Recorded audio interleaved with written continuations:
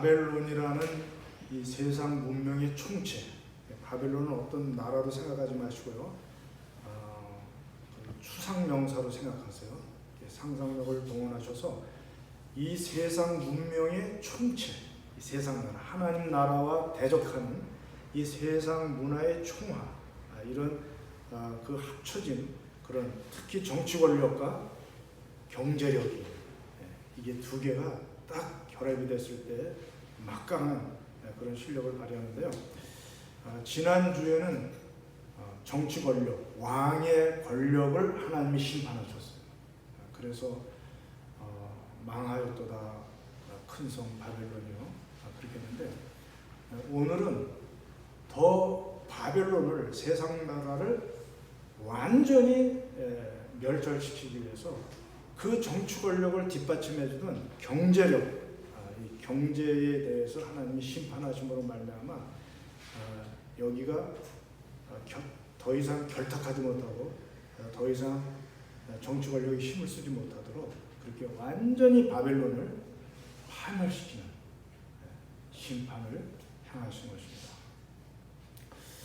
여러분, 경제, 이 돈, 이 물질, 이것이 중요하면서도 또 우리가 경계해야 되고요. 또 이것이 우리에게 필요하면서도 또 그 하나님의 말씀에 따라서 적절히 통제하지 않으면 이것이 우리를 삼켜버리기 때문에 우리가 정신을 바짝 차려야 되는데요. 예수님께서도 이 땅에 오셔서 산상수훈 중에 하나님과 재물을 겸하여 섬길 수 있다 그랬어요? 없다 그랬어요? 없다 그랬어요. 어느 쪽이든 마음이 더 가는 쪽이 있다고 그렇게 말씀하시면서 재물을 마치 세상 나라의 대표처럼, 하나님은 하나님 나라의 대표잖아요. 근데 세상 나라의 대표처럼 재물을 갖다가 놓고 하나님과 재물을 겸하여 섬길 수 없다, 그렇게 말했어요. 그러면서 재물보다는 그의 나라와 그의 의를 어떻게 하라고요? 먼저 구하라. 먼저. 우선순위, 프라이어리티를 하나님에게 두라. 먼저 구하라. 이렇게 말씀하고 있어요. 인간은 육신을 가졌기 때문에 재물이 필요합니다. 재물은 먹고 마시고 입고 의식주, 이런 생존의 기본, 이것이 다 포함되기 때문에 우리에게 필요해요, 안 필요해요? 필요해요. 이 돈이 없으면 여러분들 불안해요, 안 불안해요? 불안하죠. 도대체 어떻게 먹고 살 것인가, 이런 것에 대해서 여러분들이 생각 안 할 수가 없습니다. 그러나 우리 주님은 분명히 말씀했어요. 우리의 생명을 물질이 지켜줍니까? 하나님이 지켜줍니까? 여러분들 이거 믿어요? 자, 이건희 회장, 그가 죽으면서 글을 썼어요. 이 물질은 아무것도 아니다. 그러면서 이것에 대해서 젊은이들이요, 너무 목을 걸지 말라는 거예요. 행복이 물질이 많은 것과 동일한 게 아니에요. 행복 이퀄 물질이 많은 것, 그게 아니에요. 물질은 하나님이 우리가 먹고 살 수 있을 정도로 적당하게 이 땅에 만물을 만들어 주셨어요. 그래서 그 만물을 여러분들이 가공하고 또 만물을 이동시킴으로 재화를 거기서 발생시켜서 그것을 우리가 쓰도록 했어요. 그래서 과거에는 물물교환했어요. 물물교환. 서로 내 물건이 상대방에게 필요하고 상대방 물건이 내게 필요하면 서로 물물교환을 했어요. 그런데 이제 돈이라는 그런 화폐를 만들어가지고 서로 교환하도록 했는데, 이 돈이 글쎄 우상이 돼가지고는 하나님 자리를 차지하고 우리를 막 쥐락펴락하면서 우리가 거기에 울고 거기에 웃고 마치 돈에 우리 행복에 달려있는 것처럼 착각하게 만드는데, 이것에 대해서 여러분들이 깨어서 분명한 태도로 살지 않으면 우리도 모르는 사이에 이 세상 문명, 세상 문화의 이 총체, 이 바벨론에 속해가지고 우리가 결국은 잘못하면 지옥 간다는 거예요. 그래서 이 부분에 대해서 우리가 좀 생각해야 돼요. 예수님이 그래서 모범적인 기도, 주기도문을 이렇게 우리에게 가르쳐 주셨어요. 먼저 뭘 구해야 돼요? 하나님의 이름과 하나님의 나라와 하나님의 뜻을 먼저 구해야 돼요. 하나님의 이름을 구한다는 것은 하나님 자신을 구한다. 본체, 하나님을 구하고 그의 나라, 하나님이 다스리는 나라를 구하고 하나님의 뜻을 먼저 우리가 구해요. 그리고 나서 일용할 양식을 구하고 죄사함 문제를 구하고 그 다음에 그 시험과 악 이 문제를 구하라 우리에게 말씀했어요. 그래서 일용할 양식을 구하라 그랬어요. 네, 우리에게 목숨을 주셨기 때문에 목숨을 부지할 수 있는 유지할 수 있는 양식을 하나님은 우리에게 주셨는데 단지 그 양식은 그냥 사치하라고 구하라 그러지 않고 쌓아놓으라고 구하라 그러지 않고 일용할 양식이에요. 우리가 매일매일 우리가 저축하지 말라는 게 아니라 일용할 양식 거기에 너무 욕심을 내서 창고를 지어서 오늘 이걸 쌓아두면은 내가 편안하겠다 하는 어리석은 부자처럼 그 물질에 집착하고 거기에 의존하지 말라는 거예요. 그래서 매일매일 하나님이 주시는 은혜로 우리가 주시는 물질로 살면 그것으로 족한 줄로 알고 감사하라는 거예요. 자꾸 뭐를 그냥 욕심을 내가지고 필요 이상의 것을 그냥 구하느라고 막 그냥 사람들을 속이고 또 사람들을 등치고 그냥 이렇게 해서 그렇게 하지 말라는 거예요. 그래서 일용할 양식 여러분들에게 다 하나님이 허락했어요. 누가 너무 많이 가지지 않으면 사실 우리 다 골고루 잘 먹게 돼 있어요. 이 세상 만물이 부족한 게 아니에요. 근데 너무 강대국이나 이런 재벌들이 너무 자기가 다 이게 움켜쥐고 있기 때문에 아프리카 사람들이 굶기도 하고 또 서민들이 어려움 당하기도 하고 이렇게 하는데 우리가 부자들조차도 적절하게 부를 취하고 나머지는 사회에 환원하고 기부하고 이렇게 하면서 함께 이렇게 살아갈 수 있는 마음을 우리에게 주셔야 돼요. 그래서 일용할 양식입니다. 일용할 양식을 구하라. 근데 먹는 문제가 해결되면요 죄 문제가 또 따라오고요. 또 살다 보면 시험 문제, 악의 문제, 시험과 악은 같이 보는데요. 이 문제에서도 우리가 구원받기 위해서 기도하라고 그렇게 말씀하셨어요. 실제 예수님이 이 말씀대로 모본을 보이셨어요. 모본을 보셨는데 공생애를 시작하시기 위해서 40일을 굶으셨어요. 그러면 육신을 가지신 예수님이라 배고플까요? 안 고플까요? 여러분 한 끼만 굶어도 배고파요? 안 고파요? 솔직히 말씀하시라요. 솔직히. 저를 보세요. 배고파요? 안 고파요? 한 끼라도 굶으면 있는데 굶으면 괜찮은데 없는데 굶으면 말이야 이게 뭐 그냥 섭섭해가지고 막 그런다. 그러니까 여러분들 예수님이 40일 굶으셨어요. 배고픈데 사탄이 와서 말합니다. 돌을 떡으로 만들어 먹어라. 돌덩이를. 예수님이 할 수 있거든요. 그럼 예수님도 먹고 싶었어요. 배고프니까. 그리고 그렇게 돌을 떡으로 만들어 먹으면 사람들이 와 메시아다. 우리 주님이 과연 공생애를 시작하면서 얼마나 인기를 얻을 수 있을까요? 굉장한 유혹이죠. 굉장한 유혹인데 우리 주님께서 이 배고플 때 가장 40일은요 힘들어요. 40일은 힘들어요. 이 배고플 때 주님이 우리에게 가르쳐 주셨어요. 우선순위가 뭐냐면 인간 육신을 유지하기 위한 양식이 아니라 떡으로만이 아니라 우리나라는 밥이에요. 밥으로만이 아니라 하나님의 말씀으로 사느니라. 하나님의 말씀. 자, 우리가 육만 있어요? 영과 혼도 있어요? 자, 육이 중요해요? 영과 혼이 더 중요해요? 물론 다 중요하죠. 다 중요하지만 우리가 보다 중요한 것은 이 영혼은 천국에 가서 영원히 살아요. 근데 이 육신은 우리가 오래 살면은 100살까지만 쓰다가 버리는 거예요. 흙으로 만들었기 때문에 흙으로 버리고 우리의 영혼만 하나님 나라 가서 하나님께서 주시는 부활 육체로 덧입는 거예요. 우리가 새 집을 부여받아요.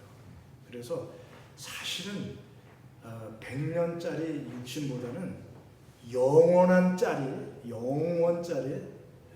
영혼이 사실은 더 중요하고요. 육신은 사실은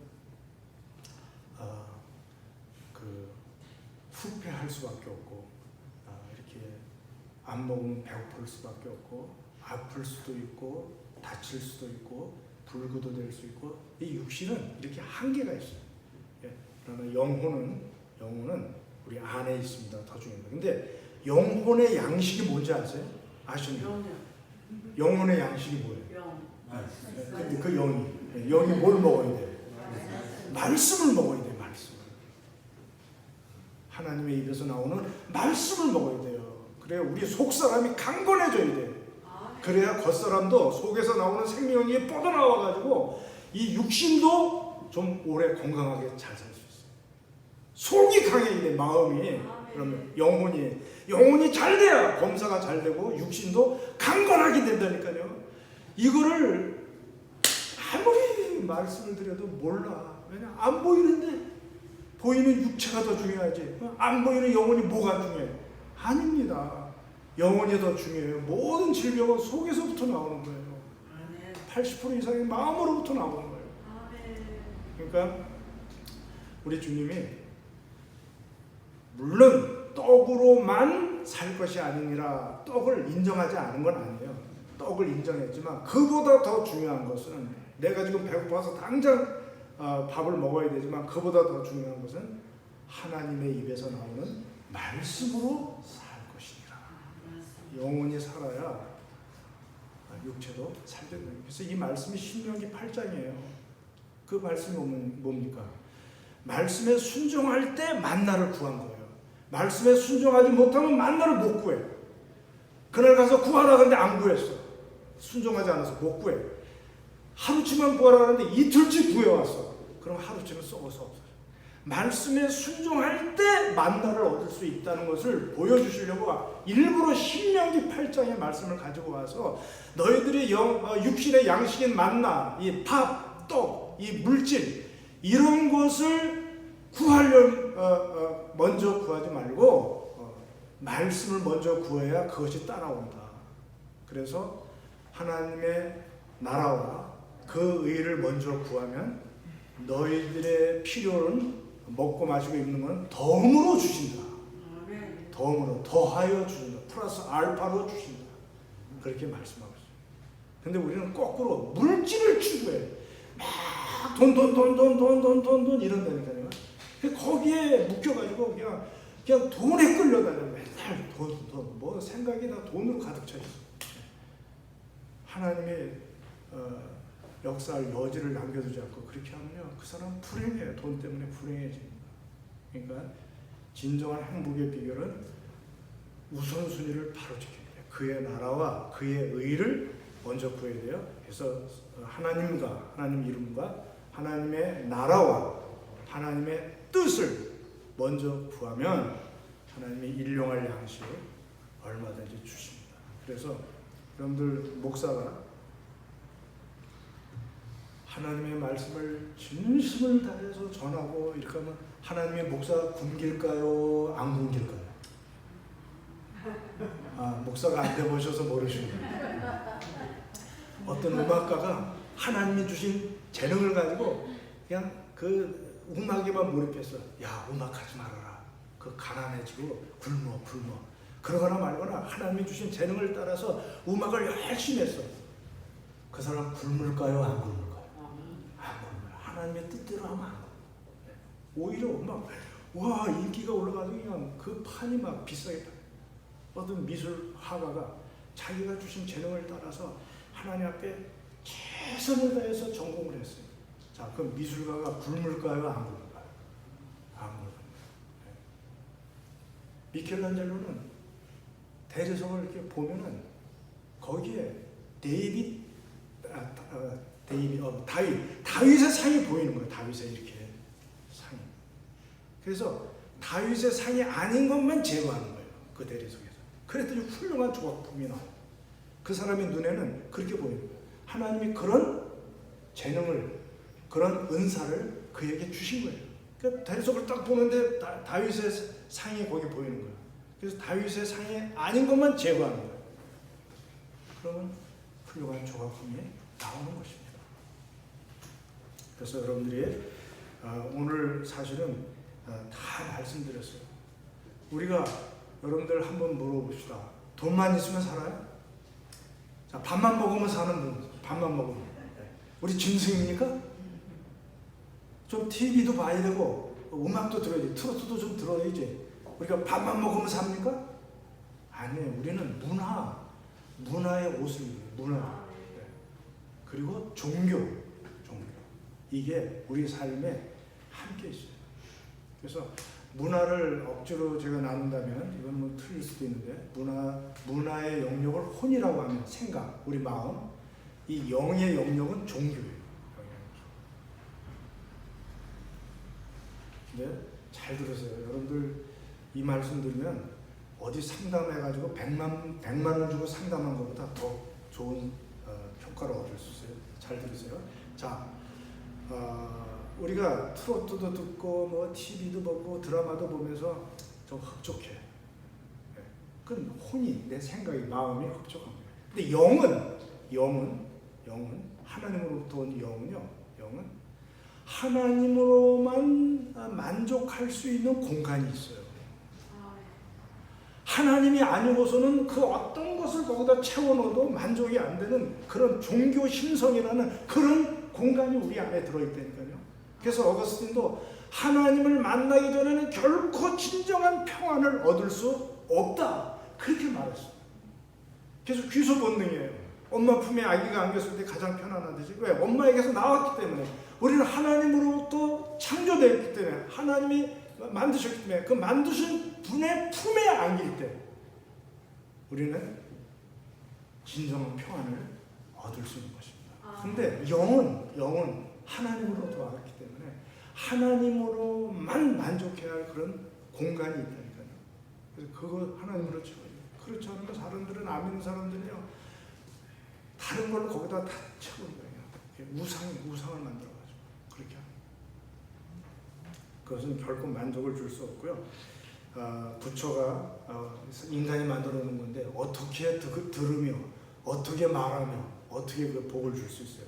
또 자녀가 또 우상이 되는 사람도 있습니다. 돈이 우상이 되는 사람, 성공이, 명예가, 또 취미, 게임, 스포츠, 너무 광적으로 그냥 취미 생활을 하고 너무 이렇게 하는 것도 그게 우상일 수 있다는 것을 여러분들 아셔야 돼요. 자, 오늘 이제 심판받는 그 바벨론 경제를 봅니다. 하나님이 땅의 경제, 여기 땅이라고 그랬어요. 분명히 11절 땅의 상인들이 그를 위하여 이렇게 하고 있는데 세상 사람들이죠. 그들이 만들어 놓은 이 경제, 이 경제가 정치 권력을 뒷받침하는데 이 풍요로운 경제를 하나님께서 심판하시겠다고 말씀하고 있는 것입니다.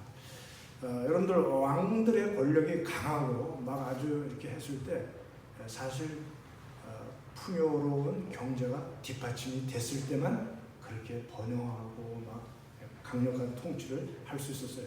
여러분들 동남아시아에 가보면 막 그냥 유적들이 아주 놀라운 유적들이 있죠. 어떻게 그들이 그랬을까? 과거에는 쌀이 재화, 돈을 많이 가져올 수 있었거든요. 근데 산모작을 해요, 거기는. 우리는 이모작하기도 힘든데 우리는 한 번 농사지면 끝이잖아요, 1년에. 근데 거기는 산모작을 하니까 쌀이 풍성해, 안 풍성해? 쌀이 풍성하니까 그게 돈이 된 거예요, 그 당시에는. 지금 뭐 쌀보다는 뭐 다른 중화, 공업 뭐 이런 것들이 더 적어지만 그때는 그게 더니까 거기가 부자가 돼요. 태국, 클 태자잖아요. 그쪽에 다 미얀마 뭐 다 그쪽이 잘 살았었어요 옛날에. 지금은 사실 미국과 중국이 잘 사니까 이제 큰 소리 치고 있는데요.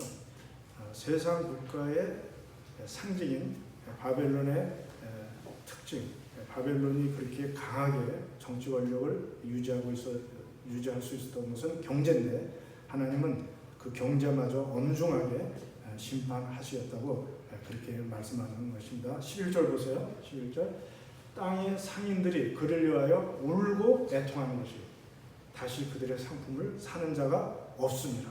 그래서 왕이 울던 것과 똑같이 울며 애통해요. 울며 애통한다는 말씀이 18절에도 나오고 또 15절에도 나오고 오늘 11절에도 나오고 오늘은 바벨론의 경제가 심판받으면서 특징이 울고 애통하는 거예요. 울기만 하는 것이 아니라 애통 막 간장이 끊어지는 거예요. 막 이렇게 그냥 억울해서 아주 막 그냥 슬퍼서 견딜 수가 없을 정도로 이들이 울고 애통하는데 왜 그래요? 그들이 만든 상품을 더 이상 사주는 사람이 없어. 이 경제수장들, 재벌들, 세상에 그냥 나라를 막 쥐고 흔드는 큰 손들, 이 큰 손들이 갑자기 물건이 안 팔리는 거예요. 물건이 안 팔려가지고 이들이 그 경제가 무너져 내리는 이런 모습을 우리가 보게 됩니다. 여러분 바벨론이라는 그 나라는 사실 이렇게 작게 보면 도시라고 볼 수 있어요. 도시. 미국도 거대한 국가지만은 사실은 그 안에 뉴욕이나 LA라는 이런 많은 도시들이 이렇게 제 기능을 잘 해가지고 그게 합쳐져가지고 미국을 그렇게 세워나가는 건데요. 도시의 특징이 뭡니까, 여러분? 잘 아시겠지만은 많은 사람들이 모여요. 그러므로 시장 경제가 형성되고 거기서 재화가 발생해요. 돈이 생겨요.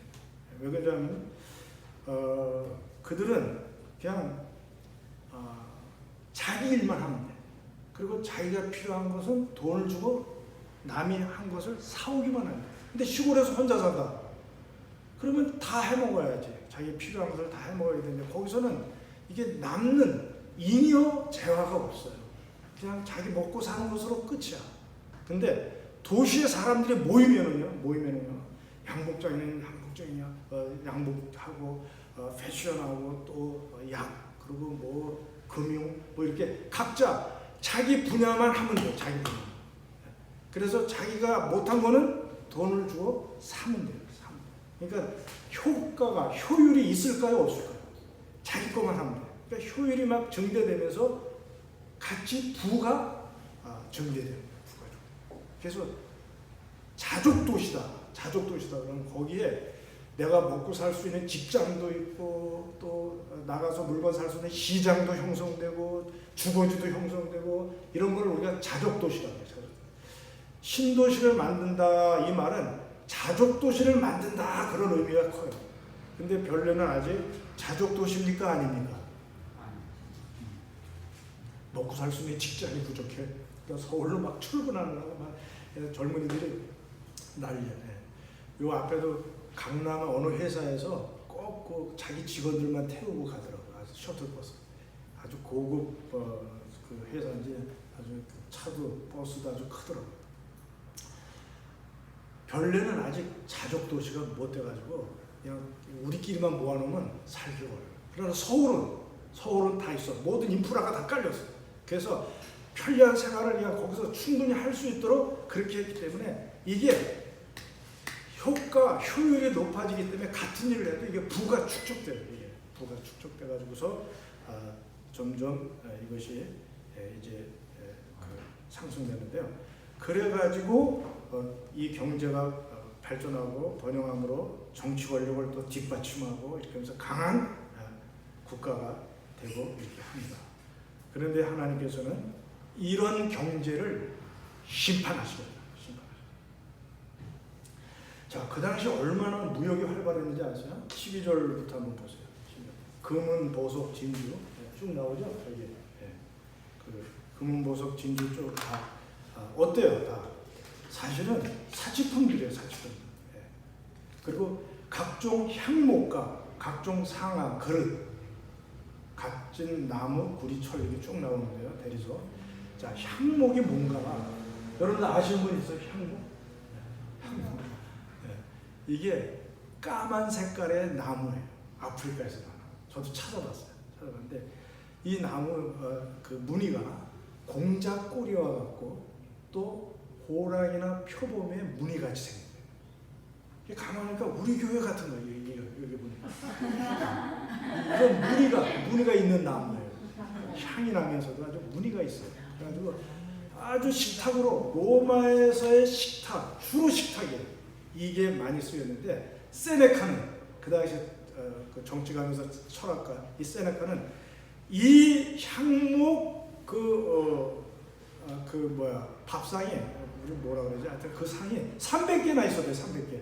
다리는 상아로 돼 있고 그 위에만 향목으로 이렇게 만들었다고 그런. 하여튼 13절도 보세요. 계피와 향료와 향과 향유와 이 향유도 사실 향도 나지만 치료도 되고 유향과 포도주, 감나리, 밀가루도 그냥 밀가루가 아니라 고운 밀가루, 밀, 소, 양, 말 다 사실은 부자들이 이거 가치가 값어치가 나가는 거기 때문에 무역하는 거예요. 팔고 사고 이렇게 나중에 보면 알지만요. 17절 보면은요 아주 그냥 해상 무역이 활발했어요. 해상 무역. 로마가 아주 그냥 전 세계를 다 지배하면서 지중해 중심으로 해상 무역에 선장과 각처에 다니는 선객들과 선원들과 바다에서 일하는 자들이 다. 그러니까 큰 손에 큰 손. 보통 뭐 이렇게 구멍가게식으로 팔고 사는 정도가 아니고 전 세계 무역을 지금 막 주관하는 그런 상인들이에요.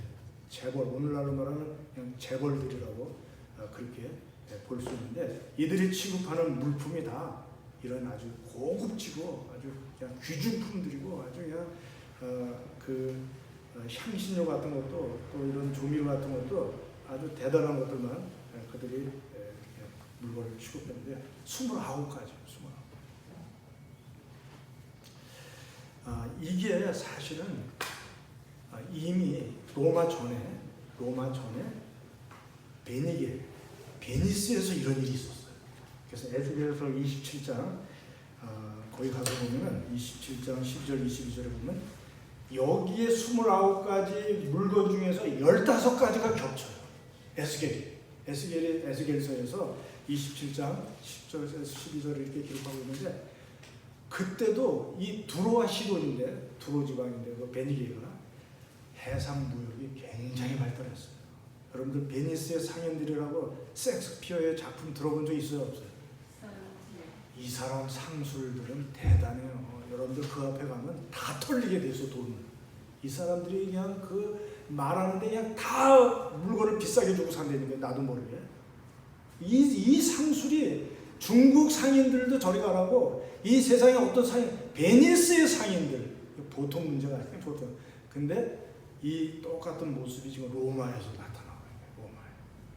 그래서 베니스든 로마든 다 세상 나라의 돈을 지금 움직이는 그런 큰 손들. 그래서 정치 권력을 뒷받침하고 세상 나라를 강하게 이렇게 만들어주는 역할을 하는 이 사람들을 하나님이 심판하시겠다. 그렇게 말씀하고 있는 거예요. 그래서 15절에 보면 그들이 웁니다. 또 울고 애통합니다. 바벨론으로 말미암아 치부한 이 상품의 상인들이 그의 고통을 무서워하여 멀리 서서 울고 애통하여. 이들이 바벨론 때문에 돈 벌었거든요. 이 바벨론이라는 어떤 국가, 이 도시, 이 바벨론이라는 것 때문에 이들이 치부했어요. 근데 더 이상 그 상품이 팔리지 않으니까 바벨론의 고통을, 심판받는 바벨론의 고통을 무서워하며 멀리 서서 울고 애통. 가까이 가지도 못해. 자기들도 그런 화를 당할까봐 똑같아. 왕들하고 멀리 서서 울고 애통하고 막 간장이 끊어지도록 하면서 이들이 그 바벨론이 무너지는 모습을 보고 있는 것입니다. 그래서 16절에 보면은 화이또다 꼭 두 번씩 말해요. 화이또다, 화이또다. 큰 소리야. 어떻게 사치를 했었지?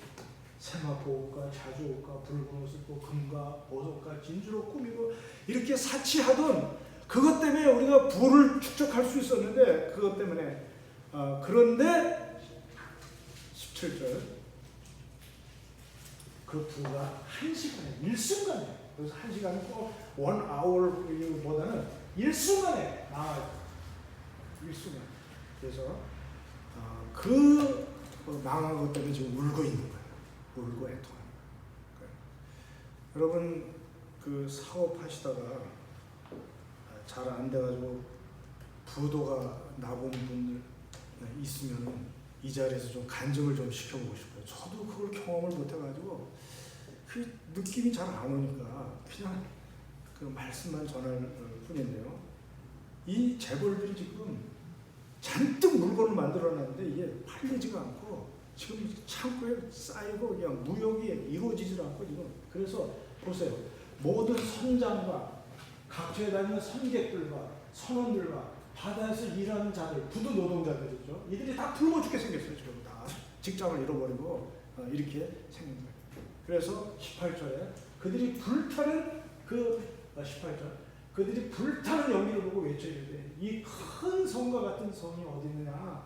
이렇게 발전한 나라가 어디 있었느냐? 그런데 이제는 망하게 되었도다. 18, 19절. 그래서 티끌을 자기 머리에 뿌리면서 또 울며 애통해요. 이들도 이 큰 손들도 울며 애통합니다. 그러니까 티끌을 이렇게 머리에 뿌린다는 것은 정말 대단한 그런 그 절망 가운데 이렇게 할 때 이렇게 했어요. 제 가운데서 이게 에스겔서에서도 그대로 나와 27절. 그 드로아 그 시돈 베니스 사람들도 베니게 사람들도 다 그냥 이걸 뒤집어쓰고 제 가운데서 그렇게 울었어요. 화이또다 화이또다 이 큰 소녀 바다에서 배부리는 모든 자들이 너의 보배로운 상품으로 치부하였더니 한 시간에 나와. 한 시간에. 그래서 여러분 제가 감히 말씀드립니다. 세상의 경제에 너무 의존하지 마세요. 우리나라가 10대 강국, 경제 강국에 지금 들어있습니다만 한순간에 IMF 맞이할 수 있어요. 거지가 된다니까요. 일전 한 푼 없이. 지금 미국이나 이런 중국 이렇게 지금 이렇게 하지만은 하나님이 주신 물질이기 때문에 하나님이 주신 만물이기 때문에 하나님이 만드시기 때문에 하나님이 없애실 수도 있어요. 주신 자도 여호와요, 취하신 자도 여호와시죠. 그래서 지금 뭐 있다고 뻘뻘 뻥뻥대지만 뭐 쥐구멍에도 벼틀다리 있다고 이게 바뀔 수도 있어요. 먼저 된 자가 나중 되고 나중 된 자가 먼저 될 수도 있어요. 이 물질은 우리 게 아니에요. 누구 거예요? 하나님의 거예요. 하나님이 잠시 빌려준 거예요. 뭐 내 것인 줄 알고 뭐 이렇게 하면 그때부터 교만해지면서 이 바벨론처럼 이 교만 때문에 무너지는 거거든요. 물질은 절대 내 게 아니에요. 하나님이 잠시 빌려준 거예요. 그래서 반드시 심판받게 돼 있어요. 그래서 안 믿는 자들은 잘못 썼기 때문에 심판받지만 우리들은 잘 쓴 것에 대해서 또 심판 이제 해서 상급을 주시고 그렇게 할 것입니다. 하여간 얼마나 심하게 멸망되느냐 21절 이하에 보면은 큰 맷돌을 돌에 들어 바다에 지금 바다 얘기를 계속하는 거예요. 지금 그 당시에는 비행기 무역이나 이런 게 없었기 때문에 바다 무역 지금도 사실은 바다 무역이 줄을 이루죠. 오래 걸려도 많은 양을 가져가니까. 그래서 자 바다에다가 던진 것 같다. 다른 천사가 나와요. 힘센 천사가. 왜 그래요? 이 큰 맷돌이 너무 무거워서 집에서 음식할 때 쓰는 맷돌이 아니라니까요. 이 짐승이 돌리는 연자 맷돌, 큰 무거운 맷돌을 힘센 천사가 와가지고 들어가지고 어디에다 던져요? 바다에 던졌어요. 다시 또 오를 수 있을까요? 없을까요? 절대 못 떠올라요. 너무 무거워서. 바벨론은 더 이상 이 지구상의 역사에 나타나지 않아요. 완전히 그때 이후로 이제 무적행에 들어가서 완전히 끝납니다. 물론 지금은 이제 아직 좀 우리가 미래의 일이지만 좀 남아 있습니다만은 이렇게 멸망될 것이라는 것을 여러분들이 확신 가지고요. 너무 돈에 의존하지 마세요. 돈 때문에 너무 없다고 슬퍼하지 말고 돈이 있다고 너무 교만하지 마세요. 반드시 이 경제는 누구 거라고요?